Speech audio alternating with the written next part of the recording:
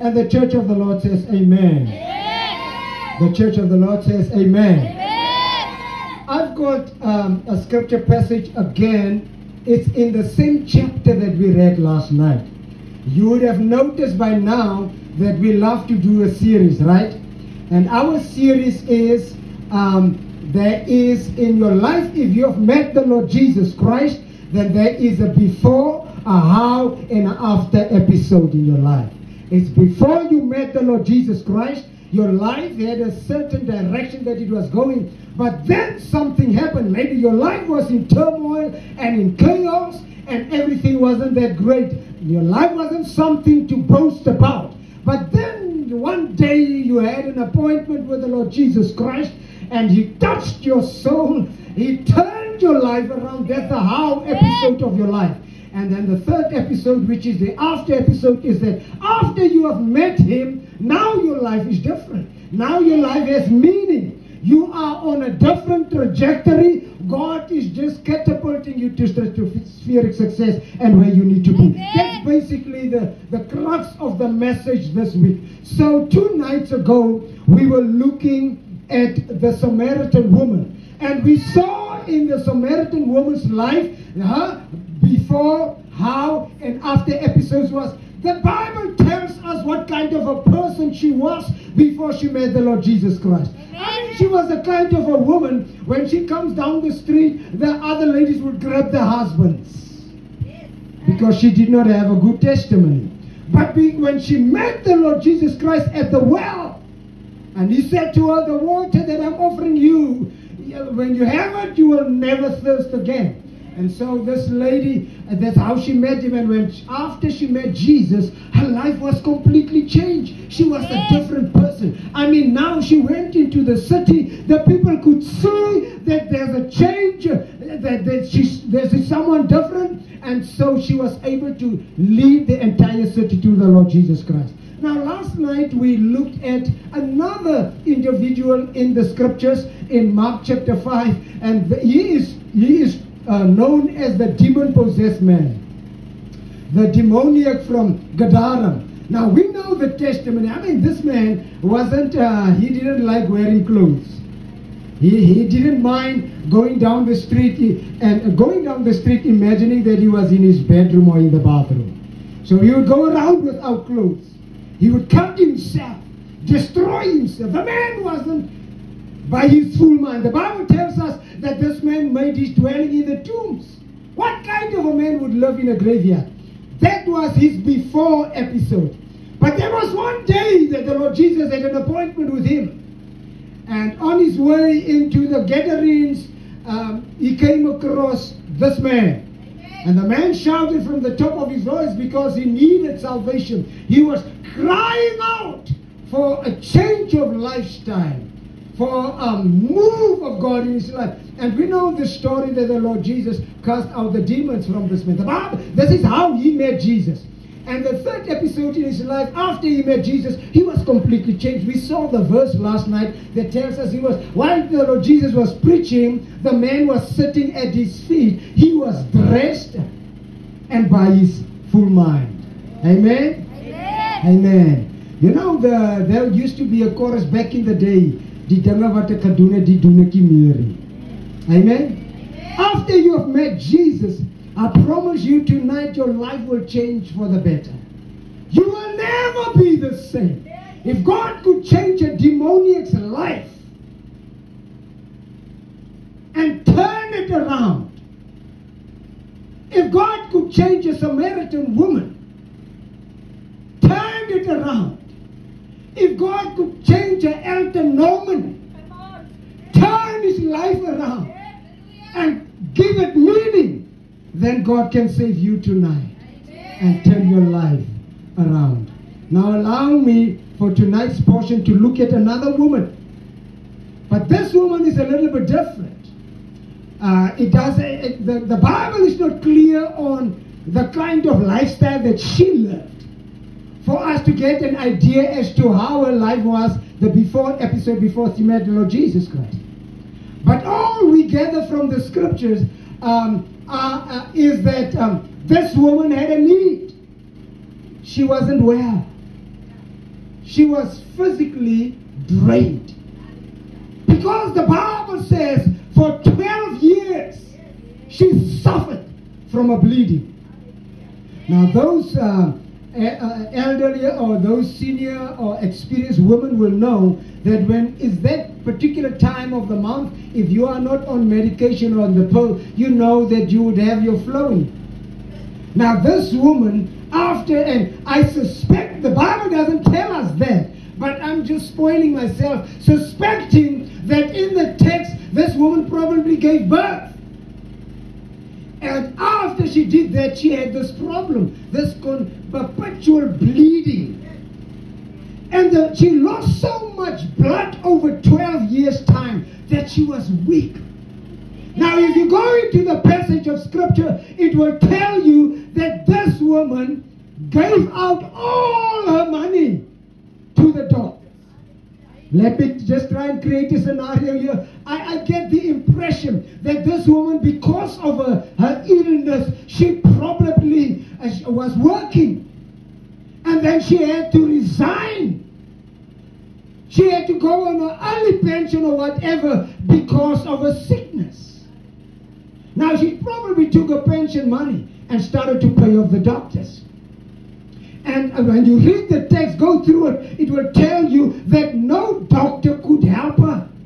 She would go from one physician to another, but the Bible tells us that situation grew worse. Instead of better, grew worse. Imagine, for 12 years, and it's not 12 short years. The Bible doesn't tell us that it is 12 days or 12 hours or 12 weeks. It's 12 long years. You can imagine when you have a problem and the problem is not solved and you have to suffer or face this problem day in, day out, week in, week out, month in, month out, year in, year out, and nothing changes. Instead of getting better, it's just getting worse. You can imagine how you must feel after 12 years. There's somebody maybe tonight here, you have been facing a challenge in your life. Maybe it's not an illness like this lady. Maybe your challenge is a financial one. Or maybe it is delinquent children that you don't know how to control your children. Or maybe your challenge is some situation that you're facing, that maybe it's unemployment. You don't seem to find a job and you've been unemployed for so long. Maybe it is a situation in your marriage and this problem in the marriage doesn't seem to go away, and you've been facing it for so many years, and you're at a place tonight where you feel like, but when is it going to change? For how long, Lord? When are you going to come my way and sort my things out? You might be here tonight and you say, I can't take this anymore. And maybe there might be somebody thinking that if I just swallow a handful of pills, I could probably end my misery. Or maybe you think if I just make this carnal decision, it would change things. It doesn't make sense for me anymore. I've got some good news for you tonight. This woman, do what this lady did, and you will be in good shape. Amen. Hallelujah.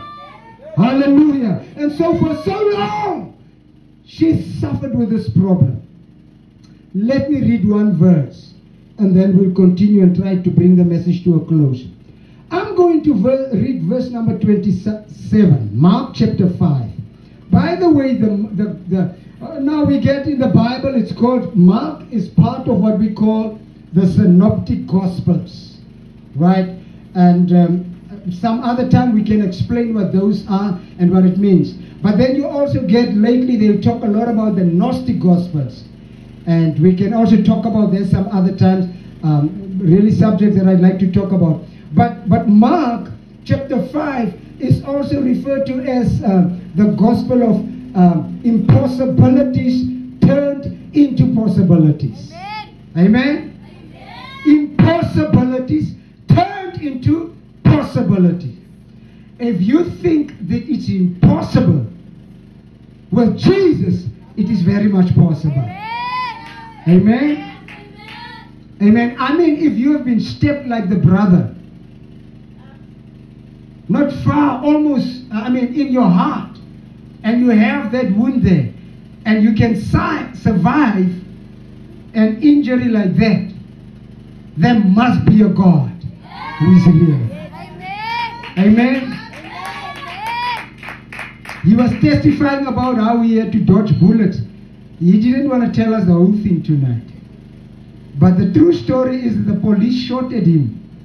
You can see how naughty he was before he came to Jesus. Now he's sweet.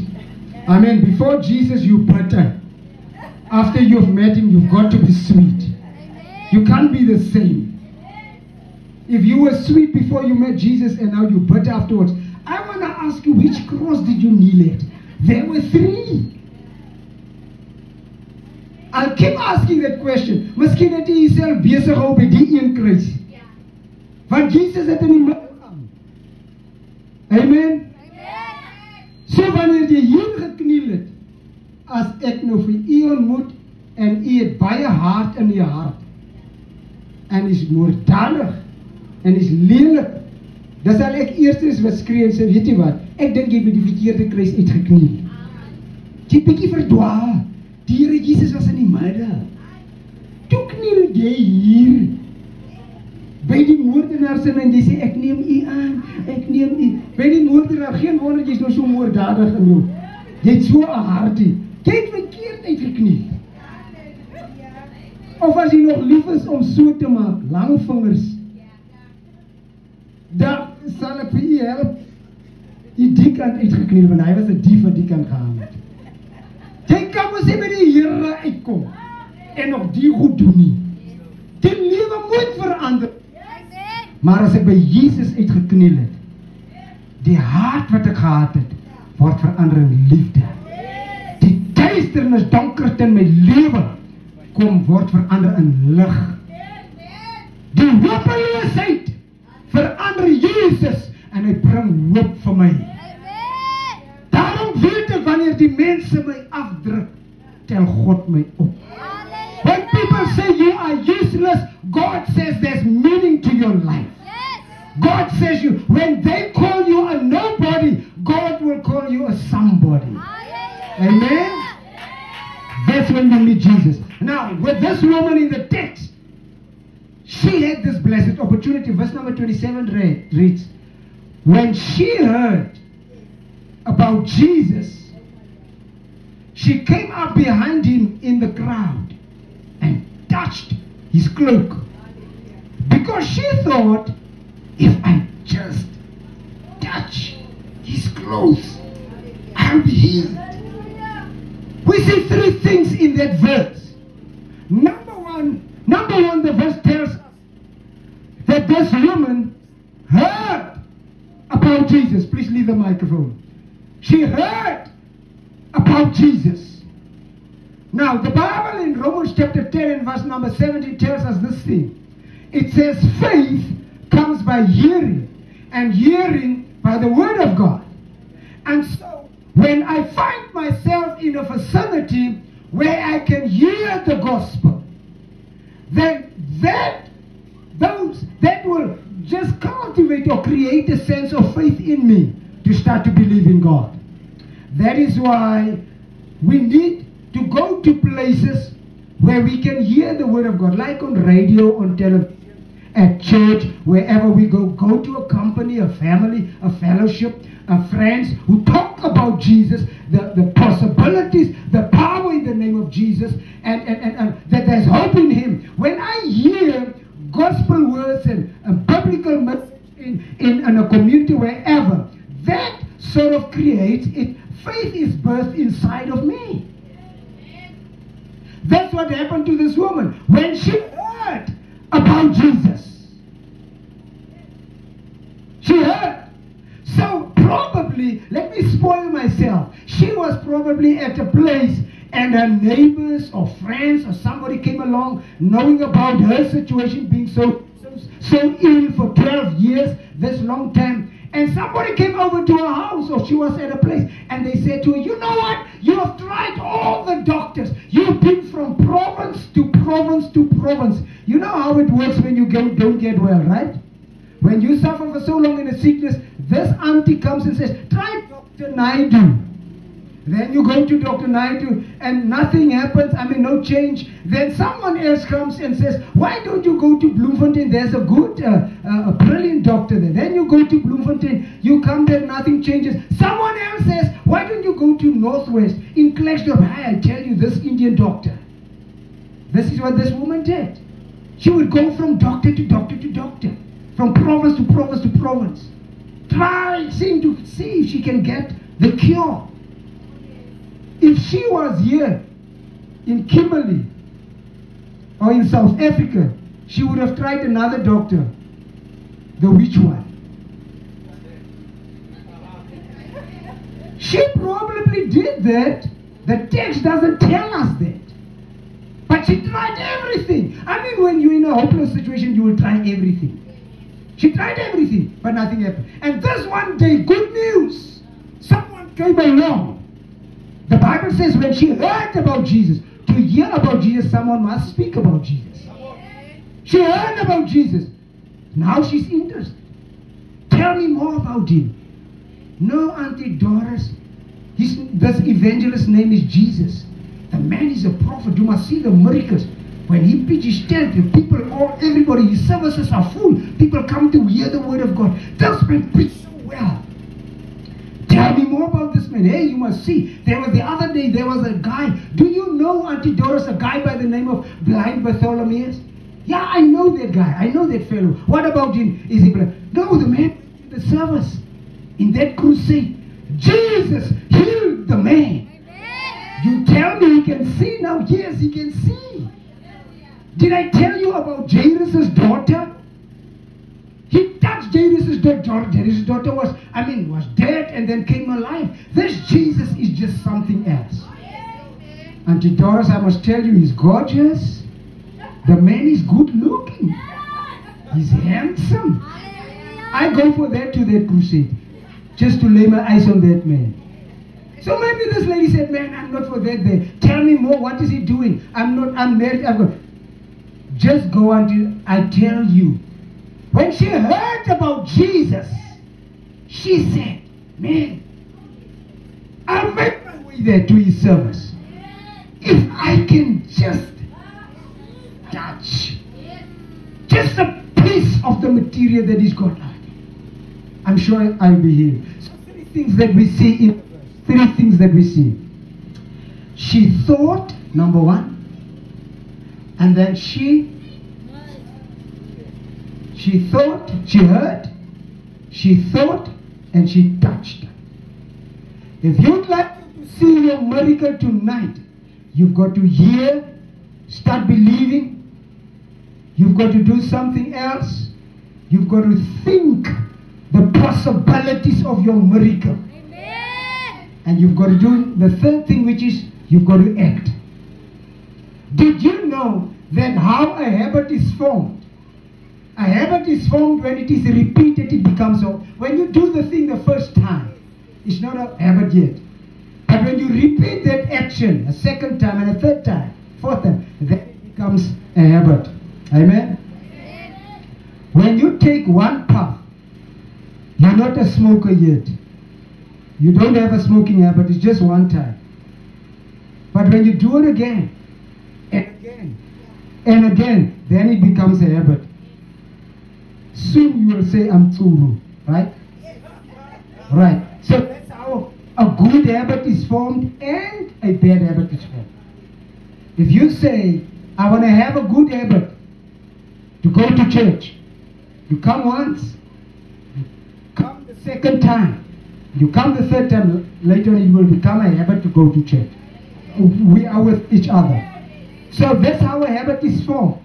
A habit is formed by us hearing or seeing something. Whatever enters the ear gates or the eye gates create a thought. And that's where this woman was. When she heard about Jesus, it entered her ear gates and created a thought inside of her to say that if I could only, that's why she thought, if I could touch, only get them touching, I'll be healed. You see, she was healed the moment she thought about the healing. Can I say it again? She was healed the moment when she heard about Jesus and thought, if I could just touch him, I'll be healed. Amen. If I can just think it tonight, God has already touched me. Amen? He Amen. has already done it for me. He has already brought about the change in the name of Jesus. Just switch off the keyboard and all of the...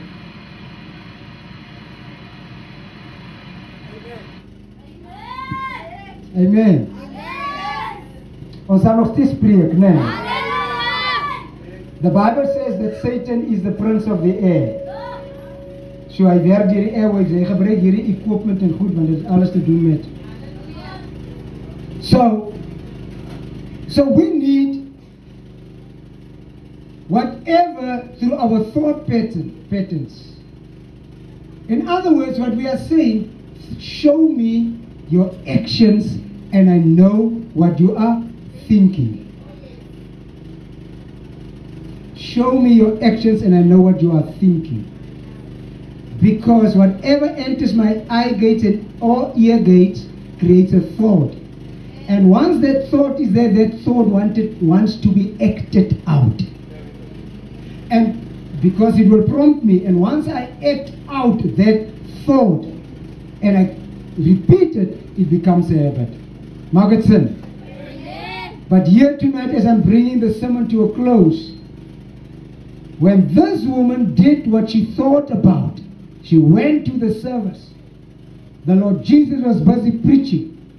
He had the disciples in the form of armor bearers. They were just trying to keep the crowds away. She had to press her way through the crowds. Because you can imagine a prolific speaker. The Lord Jesus, a powerful speaker, is sharing the word. Everybody wants to be there. And there's a possible stampede that could take place. This woman had to press through the crowds. If I could just touch him. You are here tonight and maybe you've got by faith, have got to press through situations. Make your way, put in every effort to say, I need to get to Jesus. If I could just get into his presence. Keep pressing. Keep pushing. Just make sure that you're pushing in the right direction. That's in the direction where the Lord Jesus is. You keep making your way to him. You will find your miracle. Amen. I've done it so many times. My life was in danger so many times. I've been in situations so many times. But I kept on pushing. I kept on pressing forward. I said, Lord, I want to serve you much more than I do. I want to worship you much more than I do. I want to love you much more than and I keep on pressing on towards the mark of the high calling which is in Jesus Christ. Yes. And I never found him to be a disappointment. Amen. And this is the same story of this woman. And when she got there, pressed through the crowds and she touched him. And a miracle was there. Amen. Amen. A miracle was there. And he felt power. He left. He said, who touched me? The disciples, realizing that they didn't do the job well because nobody was supposed to come close to Jesus. They had to keep the crowds. That's what the job was. That is why you find the scripture tells us that sometimes he would teach from the boat. You know, that's where the idea of stage comes from. Anyway, story for another day. But anyway, so he felt somebody touched him. The disciples said, no, Lord, no one touched you. He said, somebody touched me. And if you read the sister gospel to the book of Mark, it will tell you then that she actually said, Lord, I did. But a miracle was right there. Can we close our eyes? Bow our heads for a moment.